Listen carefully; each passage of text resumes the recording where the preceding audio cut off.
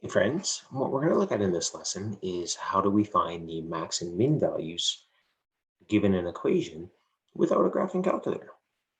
Okay, if you think back to what you did maybe in 30-1, you were never able to do that. So here we go. Let's find these things, or at least figure out the procedure to find a max and a min. Okay, before we do that, let's just start with when we do know the graph. So what we're going to talk about here are absolute maximums and minimums versus relative maximums and minimums. So an absolute maximum for this function f, we have an absolute maximum. It's at our highest point. Like that is our absolute maximum. So when x is equal to 10. And the absolute maximum value of the function is the y value. It's 8. This function has an absolute minimum at this endpoint right here. So it has an absolute minimum when x is equal to 2. And it has a minimum value, which is the y value, which is 0. So, I mean, visually, we can tell that that's our absolute, meaning the highest max, or the absolute min, meaning the lowest point. We can see it visually, but how do we tell in a minute algebraically? So what we'll say is a function has an absolute maximum at a point C. Hey, maybe you remember that. If f at c is greater than or equal to the function f at x for all x in the domain. So basically what it's saying is it's got to be the y value has to be bigger than or equal to all the other y values in the function. And likewise, a function has an absolute minimum at c if the function at c is less than or equal to all the other points in the function. Okay, again, the number f at c would then be called our absolute minimum value. Okay.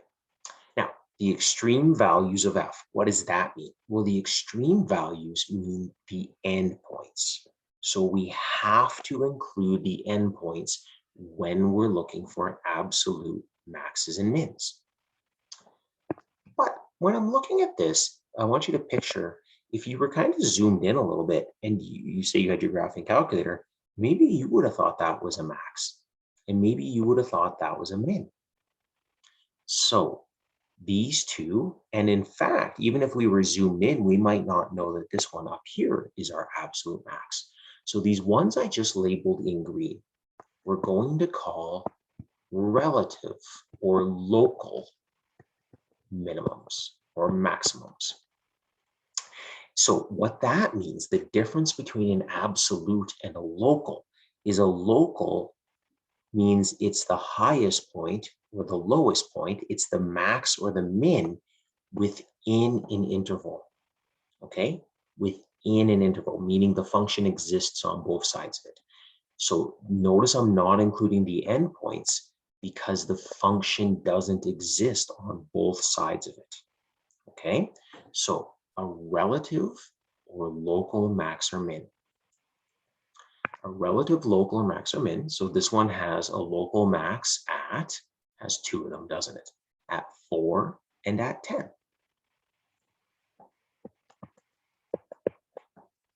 And it had a local relative min at when x was 7. And the two max values were at 5 and 8, respectively.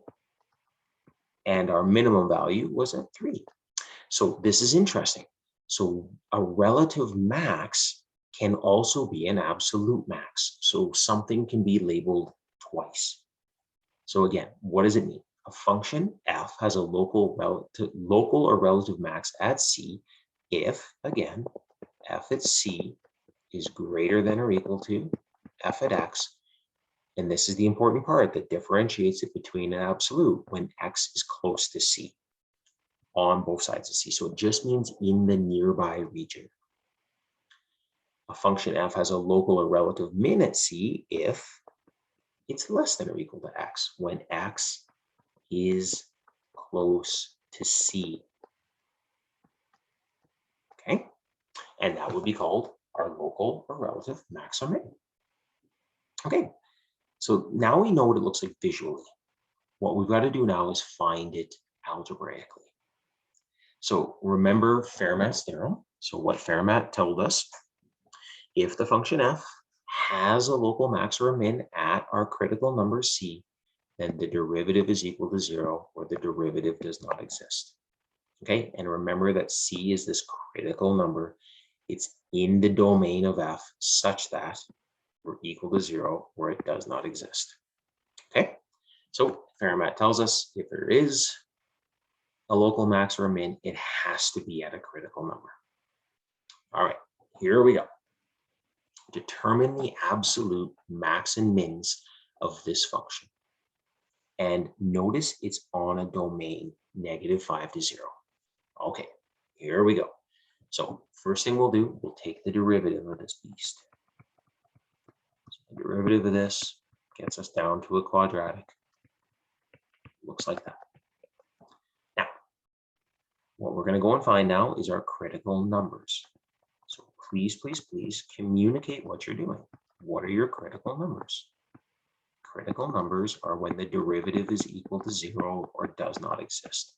Okay, in this case, it's a quadratic, so it always exists for all x values. So I'm not even going to worry about that. So now I set this equal to 0. And I start solving. So I'm going to divide by 3. Okay, look at that. Nice simple trinomial. Let's factor that thing. And let's solve. Okay, there's our two critical numbers. So now what we'll do is we need to figure out, we know if we have a max or a min, it's going to occur at those 2 points, a relative max or min, I should say. Okay, so what we need to figure out, if it's a max or a min, we need to actually figure out what's happening at those points. So what we'll do is now let's go and find out. So what I'm going to say is let's test these points. Let's figure out what f at -3 is. What's f at -1? But remember, I want the absolute maxes or mins. So I'm going to check these two endpoints as well. So f at -5 and f at 0. I didn't mean to put that 0 there. I was thinking ahead. Okay, so all we're going to do at this point is we're just going to go ahead and we're going to sub -3 into our function here. So what do we get? We get -27 plus 54 minus 27 plus 2. Oh, that sounds like just 2. Okay, f at -1, we get -1 plus 6 minus 9 plus 2. What's that? Minus 2. F at -5. Okay, well, f at -5, that's -125. And then 25 times 6 sounds like plus 150 minus 45 plus 2. What's that? -170, -120, -118. And f at 0 is just 2. Okay, so what I can tell right off the bat here is if I want my absolute maxes and mins, well, my absolute min has to be my lowest value. So my absolute min is right here when x is -5. And my absolute minimum value is -118. My absolute max, look at this. We've got two places where y is equal to 2. So guess what? We have two absolute maximums. One when x is equal to -3 and one when x is equal to 0. Isn't that cool? Okay, what's going on at f at -1? Well, I don't know if this one here is a local max or local min. I wouldn't be able to tell unless I do a sign analysis. So for now, that's not something we're going to do. It only asks us to find the absolute maxes or mins. Okay, so that's what we do on every one of these functions, friends. Is what we do is our procedure for finding the absolute max or min. We first find the critical numbers. Then we find the values at the endpoints, so don't forget that. A and B, right? The endpoints from our domain.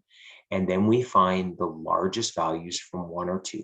That will give us our maxes or our mins. Largest is our max, smallest is our min. Okay, friends, that's it. Hope that helped. I'll see you another time.